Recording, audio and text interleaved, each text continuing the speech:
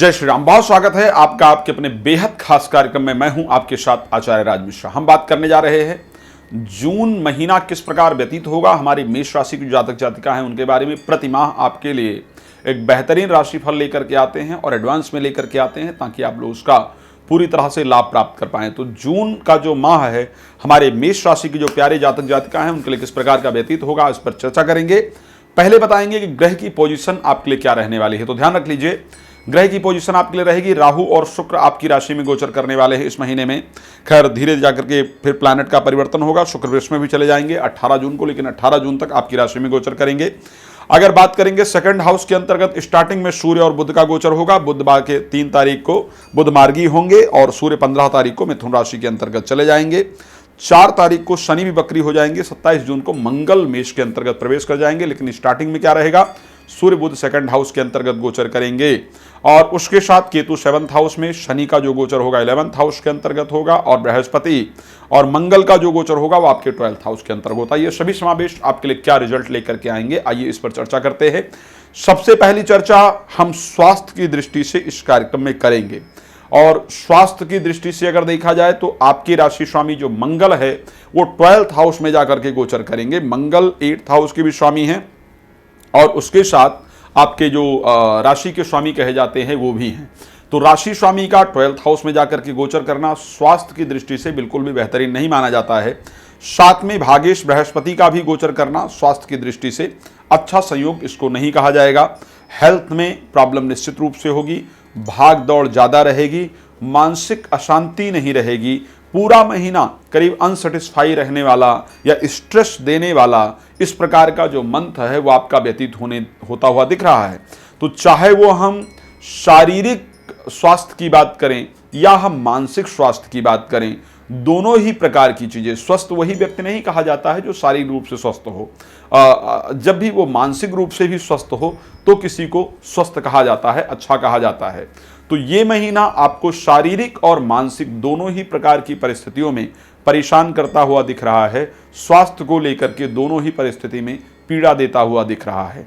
लेकिन क्या सबसे इंपॉर्टेंट पार्ट इस कुंडली का है, यदि आप विदेश यात्रा करना चाहते हैं या आप विदेश में रहते हैं, दोनों चीज़ें, विदेश यात्रा करना चाहते हैं या विदेश में रहते हैं, तो ऐसी परिस्थिति में आपका लक एक्टिव होगा। आपका लक आपका निश्चित रूप से एक अच्छा सपोर्ट करेगा, अच्छे रिजल्ट को आप प्राप्त कर पाएंगे। कारणवश भागेश बृहस्पति का भी जाकर के 12th हाउस में गोचर करना और राशि स्वामी मंगल का भी 12th हाउस में गोचर करना, ये एक अच्छे संयोग को निश्चित रूप से दर्शाता है। एक और इंपॉर्टेंट पार्ट है आपके लिए जो इस माह में आपको बताना चाहूंगा, राशि में राहु और शुक्र 2 प्लैनेट जाकर के गोचर कर रहे हैं।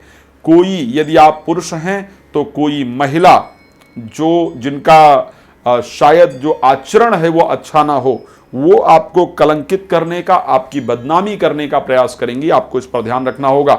जीवन साथी के स्वास्थ्य को लेकर के आप परेशान रहेंगे। जीवन साथी से संबंध और स्वास्थ्य में निश्चित रूप से दिक्कतें होती हुई दिख रही हैं। सूर्य का द्वितीय भावस्थ जाकर के गोचर करना, क्षमा चाहूंगा कई बार कुछ चीज़ें इस प्रकार की होती हैं जो हमें निश्चित रूप से कहनी पड़ती हैं। बेशक आप लोगों को सुनने में अच्छी नहीं लगती हैं, लेकिन मजबूरी है कि आपको जानकारी देनी पड़ती है। एक तो सबसे पहले पंचम भाव के स्वामी सूर्य का जाकर के सेकंड हाउस में गोचर करना, पंचमेश का सेकंड हाउस में जाकर के गोचर करना आर्थिक दृष्टिकोण को बेहतर करता है। ब्रेन का इस प्रकार हम प्रयोग कर पाते हैं कि जिससे हमें धन आने का जो संयोग है वो बहुत अच्छी तरीके से बनता है, धन अच्छा आता है। लेकिन अगर हम कुछ एस्ट्रोलॉजर्स की बात करें, कुछ अच्छे जो हमारे ऋषि हुए हैं, उन्होंने इस प्रकार के श्लोकों का वर्णन किया है कि सेकंड हाउस में सूर्य का गोचर धोखा दिलवाता है। जनरली लोगों से हमें धोखा प्राप्त होता है, कई परिस्थिति में वित्तीय हानि का सामना करना पड़ता है। जलोदर रोग जो है वो हमें जाकर के परेशान करते हैं, यानी कफ प्रकृति हो गई, वात पित्त कफ के जो रोग है, जलोदर रोग, खांसी जुकाम हो गया, गले में प्रॉब्लम हो गई, कफ संबंधी रोग हो गया, श्वास संबंधी, जलोदर संबंधी जितने भी रोग हैं वो परेशान करने का प्रयास करते हैं। तो यहाँ ये परिस्थितियां हैं जो आपके लिए बेहतर होती हुई नहीं दिख रही हैं। आगे चलेंगे और चर्चा करेंगे बाकी संबंधों को लेकर के कि किस प्रकार के संबंध, एजुकेशन की दृष्टि से ये माह आपके लिए बहुत अच्छा रहेगा। एजुकेशन को लेकर के आपको चिंता करने की आवश्यकता नहीं है।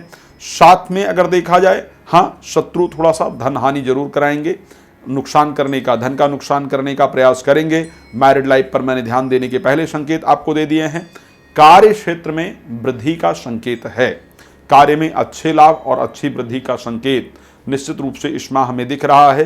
किसी की तरफ जो प्रेम संबंध है उसमें अट्रैक्शन और प्रेम संबंध बनने का, और अगर उसको मैरिज में कन्वर्ट करना चाहे तो उसका भी संकेत इस महीने में नजर आ रहा है। चलिए, ज़्यादा जानकारी अगर आप चाहते हैं तो नंबर आपके सामने दिख रहा है, आप इस नंबर पर कॉल करके हमसे संपर्क कर सकते हैं, बातचीत कर सकते हैं और अपने बारे में विशेष जानकारी प्राप्त कर सकते हैं। आज इस कार्यक्रम को यहाँ पर विराम देता हूँ, फिर नए कार्यक्रम के साथ आपके सामने हाजिर होऊंगा। ध्यान रखिए, शेयर करना, फॉलो करना, सब्सक्राइब करना, कमेंट करना, इसको बिल्कुल ना भूलिए। प्रतिदिन दोपहर को 12 बजे, रात्रि को 9 बजे लाइव होता हूं आपके सामने।